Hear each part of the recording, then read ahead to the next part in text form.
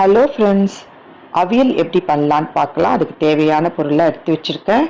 கருணக்கிழங்கு, வாழைக்காய், carrot, beans, பரங்கிக்காய், புடலங்காய், வெங்காயம். ஒரு அரை கிளாஸ் தண்ணி மட்டும் ஊற்றணும். தண்ணி நிறைய ஊற்றவே கூடாது. தேவையான அளவு உப்பு, தேங்காய் எண்ணெய் போட்டு ஒரே ஒரு விசில் மட்டும் வச்சு ஆஃப் பண்ணிடணும். நிறைய விசில்லாம் வைக்கக்கூடாது, ஏன்னா இழஞ்சிடும். ஒரு விசில் சும்மா எடுத்து வச்சுட்டு, இப்போ நம்ம அரைக்கிறதுக்கு தேங்காய், முந்திரி பருப்பு, ஒற்றைக்கடலை, பச்சை மிளகா, சீரகம் எல்லாத்தையும் போட்டு நல்லா அரைச்சி எடுத்தாச்சு. ஒரு விசில் தான் வச்சுருக்கேன். தண்ணி அரை கிளாஸ் தான் ஊற்றினேன். பாருங்கள், தண்ணி அதுலேயே இன்னும் இருக்குது. உப்பு இருக்கான்னு பார்த்துட்டு நம்ம இன்னும் கொஞ்சம் உப்பு போட்டுட்டு அரைச்ச விழுதை இதில் போட்டு கிளறி, தயிர் புளிக்காத தயிர், ரொம்ப புளிக்கக்கூடாது, அதை ஊற்றி கலரிட்டு தேங்காய் எண்ணெய் போட்டு கருவேப்பிலை போட்டு தாளித்து இறக்கினா சூப்பரான அவியல் ரெடி. செம்ம டேஸ்ட்டாக இருக்குங்க. ரொம்ப சிம்பிளான டிஷ்.